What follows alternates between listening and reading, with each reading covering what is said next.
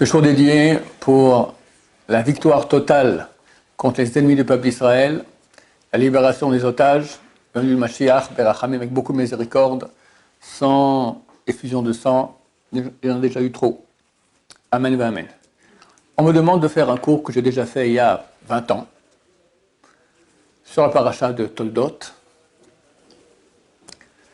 Alors c'est un remake, d'accord? Ceux qui connaissent pouvaient éteindre l'appareil déjà, ça sert à rien de le revoir. Dans la paracha de Toldot, on nous raconte la naissance des deux fils de Yitzhak. Yaakov et Esav, et plus précisément Esav et Yaakov. Esav est l'aîné. Esav, on l'appelle ainsi parce qu'il est, c'est le mot assouille, fait, il était poilu. Il était roux. Et Yaakov, au contraire, était extrêmement lisse, police. Et dès leur enfance, ils prennent des directions tout à fait opposées. Esav va dans les champs, c'est un chasseur. Il amène du gibier à son père est très content de cela. Yaakov, c'est un bachou yeshiva, dans les tentes de Yaakov, étudie la Torah. Et la Torah nous raconte, c'est même dans la première montée de la paracha, qu'on a lu d'ailleurs le lundi et le jeudi, que un beau jour, Esav revient des champs, il est fatigué. Et il a faim. Et Yaakov est en train de cuisiner un plat de lentilles. C'était en fait le jour de la mort d'Abraham. Et le plat de lentilles, c'est un plat qu'on donne aux endeuillés. Et Yaakov donc cuisine ce plat, une variété de lentilles rouges. Ça existe. Et Yaakov dit à Esav dit à Yaakov, Alitenina mina adom adom azeh ki ayef anochi. Extraordinaire. Aliteni, gave-moi. J'ouvre la bouche, tu verses dans ma bouche. Na, s'il te plaît. Mina adom adom azeh, de ce rouge, allusion aux lentilles de variété rouge. Ki ayef anochi, car je suis fatigué. Que dit le verset juste après ces mots-là? Aken karash shemo edom. C'est pour ça qu'on l'a appelé rouge. Pourquoi est-ce qu'on l'a appelé rouge? Alors, les gens répondent parce qu'il était roux. C'est vrai, il était roux, mais c'est pas pour ça qu'on l'a appelé rouge. Il était sanguinaire, c'est vrai. C'est pas pour ça qu'on l'a appelé rouge. Pourquoi on l'a appelé rouge? Le verset dit abreuve-moi, s'il te plaît, ce rouge, car je suis fatigué. C'est pour cela qu'on l'a appelé rouge. Alors, il n'y a aucun rapport entre cette phrase-là et le fait qu'on l'appelle ainsi. Et là, éclat de rire total. Ça ne veut rien dire. Demain, tu rentres à la maison. Alors, tu n'es pas encore marié. Maman, tu peux me donner ce truc jaune là? Elle dit jaune? Tu as dit truc jaune? C'est des frites. Tu as dit truc jaune. Bon, c'est fini. On t'appelle plus Marciano. On t'appelle maintenant famille Le Jaune. Carte d'identité, on change. Tout. Et toute ta descendance, pour des millénaires, change de nom à cause de ce lapsus, parce que tu n'as pas dit des frites, tu as dit le jaune. C'est pas si grave, ça va. C'est pour ça qu'on l'a appelé rouge, parce qu'il a dit, donne-moi de ce rouge, ça ne tient pas la route. Toute ta descendance de Esav, on l'appelle Edom, ça correspond au monde occidental. Pourquoi on l'appelle rouge? Où est le rapport? Réponse. Jusqu'à là, la Torah nous raconte les actions des deux fils de Yitzhak. Esav, il est comme ci, Yaakov, il est comme ça. Mais jamais on va entendre quelqu'un parler. La première fois où on voit Esav dit à Yaakov, ouvrez les guillemets, citation, on l'entend parler. C'est cette phrase-là. Ça veut dire que quand on parle, c'est toujours pour exprimer ce qu'on pense, ce qu'on désire. On ne parle pas pour rien. C'est l'expression de l'intérieur. Qu'est-ce que tu veux à l'intérieur? Et vu que c'est la première fois où Esav parle, du moins où la Torah cite ces paroles pour nous dire, regarde, c'est la pensée primordiale, intrinsèque de Esav et du monde occidental. Et chacun des mots de cette phrase, c'est une des facettes du monde occidental Et la facette la plus caractéristique sera celle de Edom, vu que c'est marqué 2 fois le mot rouge, rouge, pour nous dire, ça c'est une facette essentielle. Alors, premier mot, aliteni. Abreuve-moi. Les plaisirs culinaires, manger. Dans toutes les cultures, on aime bien manger. Dans toutes les cultures, il y a des plats spéciaux. Mais aucune culture va mettre un point pareil sur le piédestal les quelques secondes de guili-guili sur le papier gustatif. Il y a, parmi les livres qui sont vendus en librairie, les plus vendus, c'est les livres de cuisine. Et les émissions aussi de cuisine, c'est très prisé. Alors, comme je dis, dans toutes les cultures, on aime bien manger. Mais en Europe, en Occident, on en fait, spécialement en Europe, spécialement à Paris, on en fait. Tu as des restaurants, tu as des guides des grands restaurants, tu as des gens qui vont de restaurant en restaurant, d'accord, et tu as des commentaires. Quand j'allais en France pour les séminaires, d'accord, alors, sauf de respect, j'allais aux toilettes. Dans les toilettes, il ne faut pas penser des paroles de Torah. Alors, il y avait là-bas la carte. Je disais la carte, mais ça s'écroulait de rire, d'accord, la carte des vins. Pour un vin, d'accord, tu as une tartine.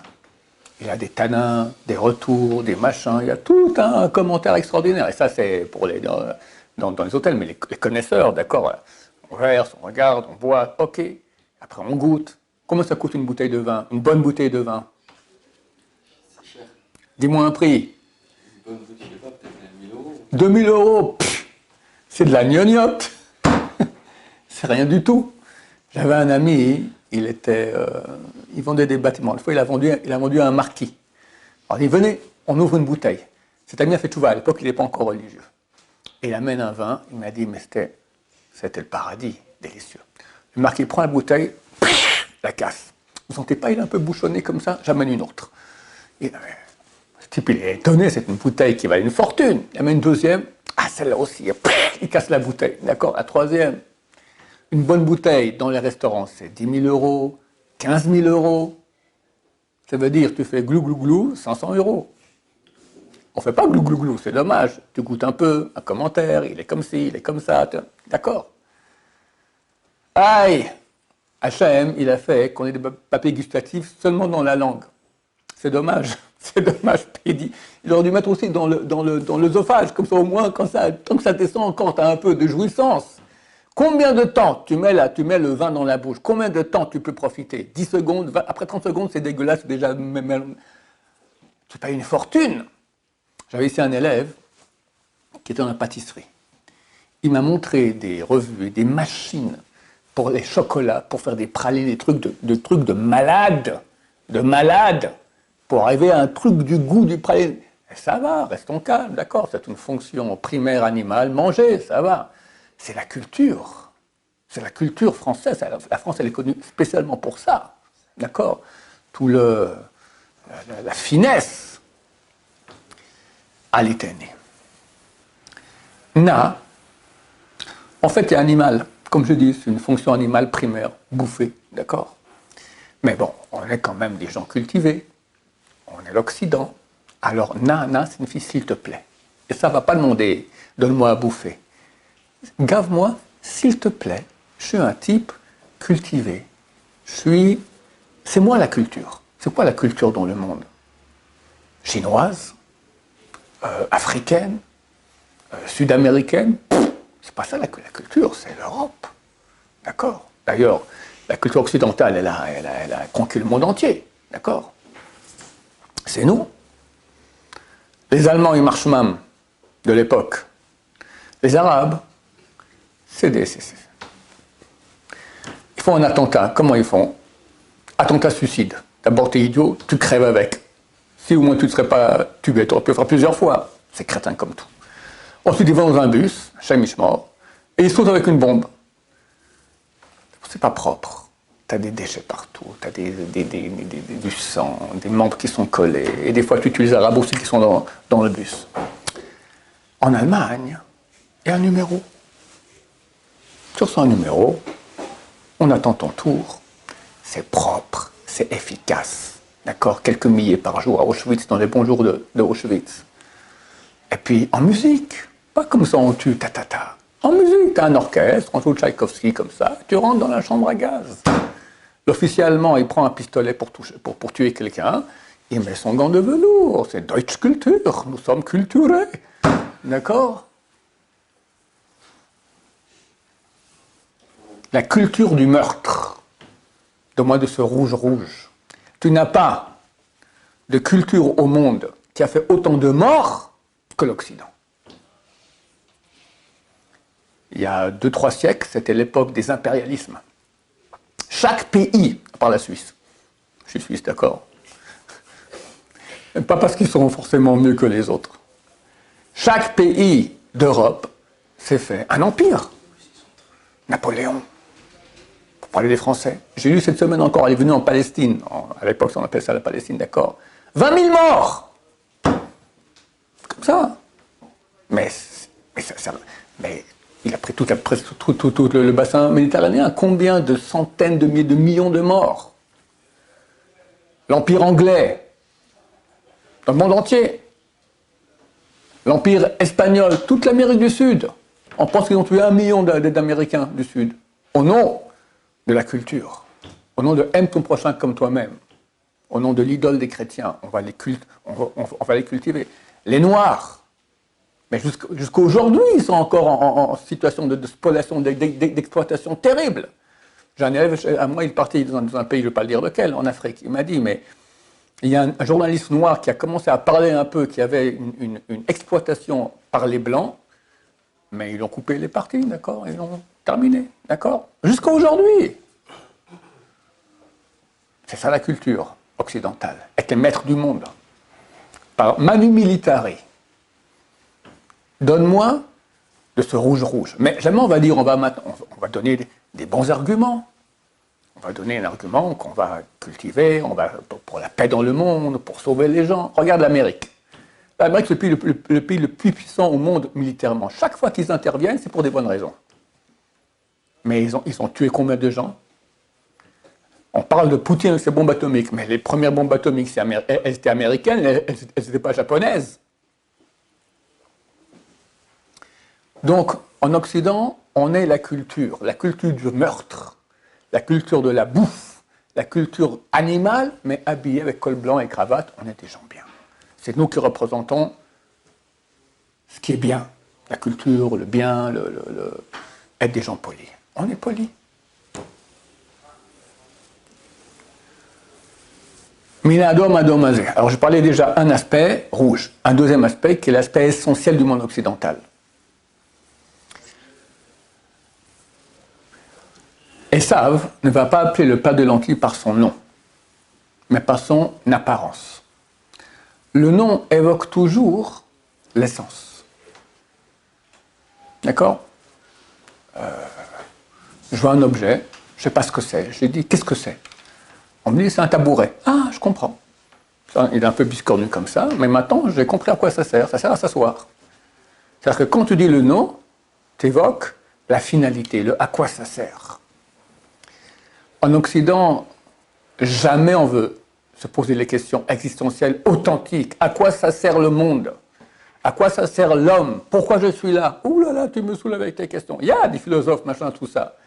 Mais on reste à côté de la plaque. Parce que les plus grands des philosophes, c'était aussi des débauchés terribles. Surtout pas qu'on vienne avec la morale me dire, mon cher ami, tu ne peux pas coucher avec la femme de ton voisin.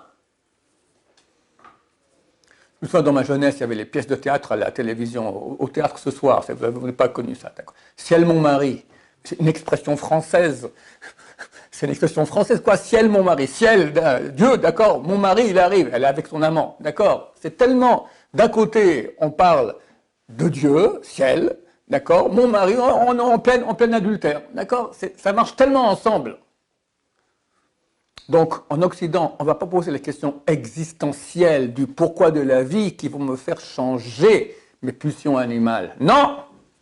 On reste animal, mais on habille ça avec beaucoup de culture, de paix, d'amour, de tout ce qui est bien soi-disant. On reste dans le look, dans l'apparence. Et ça ne va pas appeler l'objet par son nom parce que c'est la finalité. On reste dans ce qui est le plus superficiel possible. C'est même pas l'apparence de l'objet, c'est sa couleur. C'est encore plus superficiel que quand tu as du béton, tu as du bois, d'accord. Après tu peins, là, c'est encore la couche la plus extérieure qu'il puisse y avoir. Pour dire, on est totalement extérieur. Et, bien sûr, qu'est-ce qu'il y a au niveau des yeux le plus extérieur qui amène le plus de joie aux yeux? La femme. La femme. C'est écrit dans la Torah que regarder une femme, ça donne plus de jouissance que la relation avec elle. Et c'est vrai. Et c'est vrai. Maintenant, c'est qui les héros de regarder les femmes? La mode. La bonne, elle est quoi? Elle est d'Amsterdam. Elle est de Djibouti. Elle est de Haïfa. Paris. Paris, c'est un nom. La mode. Le look.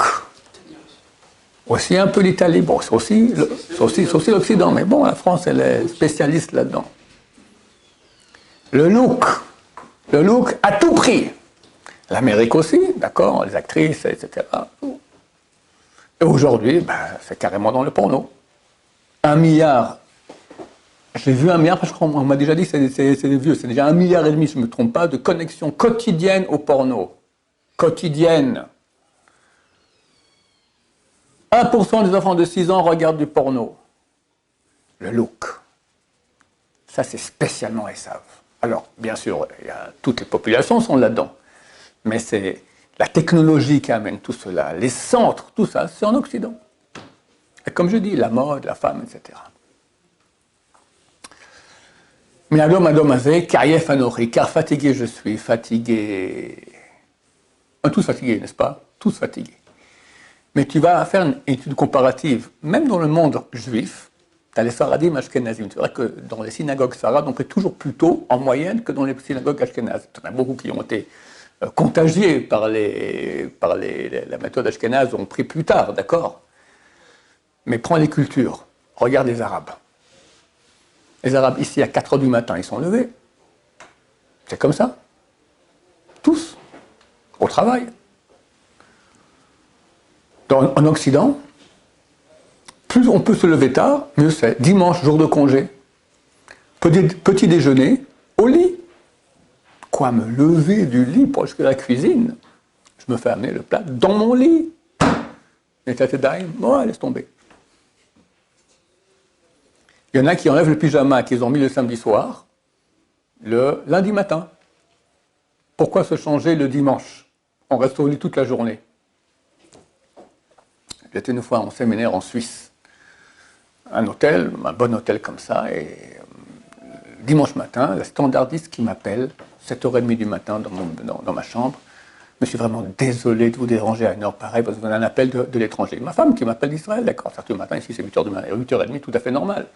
Mais appeler un client à 7 h 30 du matin dans un hôtel bien en Suisse, il y a de quoi faire sauter la boîte, d'accord, ça se fait pas. Elle était tellement désolée de faire une chose pareille.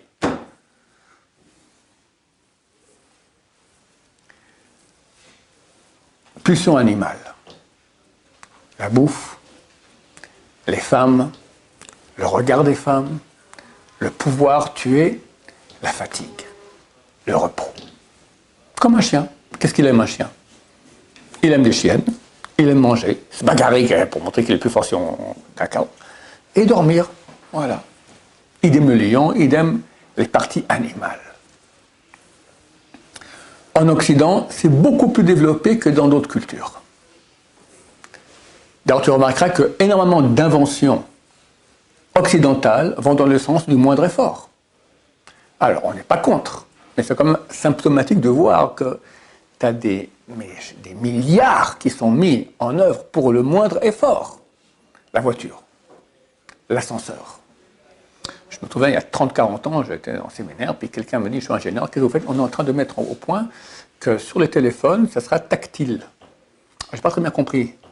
Ben oui, aujourd'hui, vous devez appuyer sur le bouton. Là, même plus, il faut juste frôler. Ah. Des centaines d'ingénieurs ont travaillé des années pour l'effort que le pouce, d'accord, l'index, il ne fasse pas trop. Il ne faut pas appuyer, juste frôler. Et encore, c'était avant, parce qu'avant, il fallait tourner. C'est cardiaque, d'accord.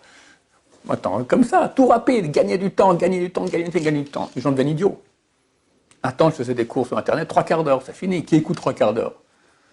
Alors, je fais des cours plus longs, un peu plus courts, d'accord, on va dire 20 minutes. On a un pourcentage de rétention énorme. Les gens restent 3 secondes. 1 minute. Ils n'ont pas la patience. Tout fast-food, rapidement. Moindre effort. Le moindre effort. Regardez vous-même. Moi-même, je parle, d'accord. Je dois aller de là à là. Je regarde maintenant, c'est comment j'aurais moins. Il y a un pas de plus par là ou un pas de plus par là. Sans cesse en réflexion, comment le moindre effort.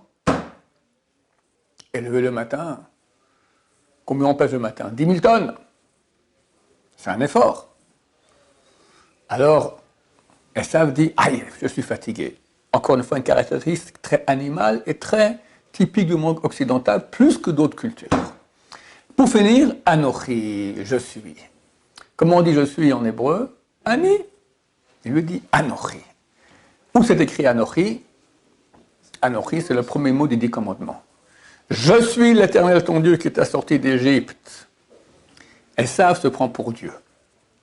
D'abord, ils ont mis quelqu'un à la place de Dieu, leur idole, d'accord, suspendu là-bas. Et eux-mêmes se prennent pour Dieu. C'est écrit dans le prophète que Pharaon disait Li ori vani asitini. À moi le Nil, et c'est moi qui me suis créé. Pas normal le type, je me suis créé.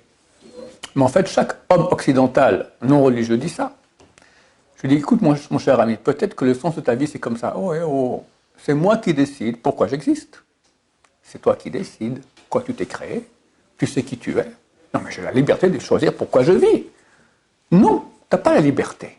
Mais si on lui dit non, il dit, mais je ne comprends pas. C'est moi qui décide, donc tu te prends pour Dieu. Tu es le propre créateur des finalités du pourquoi de ta vie. Pauvre type. Chaque homme en Occident dit, c'est moi qui décide pourquoi je vis. Tu te prends pour Dieu. Dans d'autres cultures, des religions, fausses, mais au moins, il y a quelqu'un qui te dit quoi. Alors, en Occident, pas du tout. Alors, il y a une religion aussi, etc. Mais ils font ce qu'ils veulent. On sait bien tout ce qui se passe dans les endroits religieux, soi-disant. Typiquement occidental aussi.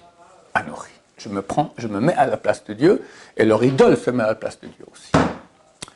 Voilà. Donc ça a donné Esav, donc sa première phrase où on voit où il parle pour nous évoquer les axes essentiels de la culture occidentale. Et très bientôt, Mashiach reviendra et tout le monde va se repentir et va comprendre où est la vérité. Fini. Il n'y aura plus les pulsions animales, il y aura les pulsions divines que nous avons en nous, il n'y aura plus le monde du mensonge. Des questions? Oui. La Russie, c'est ça. La Russie, c'est complètement Esav. Le Midrash, il dit que le pays de Esav, il est rouge, son drapeau est rouge, lui-même il est rouge, d'accord, Esav, voilà, donc ça correspond bien. C'est clair que c'est Esav. La Chine, c'est ça? Non, la Chine, ça n'a rien à voir. Esav, c'est l'Occident. Maintenant, la Russie, c'est tout à fait occidental comme pays. L'origine de l'Asie dans la Bible. Ben, tu vas dans le chapitre 10 de la Genèse, là-bas tu as la descendante de Noé, et on te cite là-bas, il y a le Sini par exemple, le chinois, c'est un descendant de Noé, d'accord, tu vois.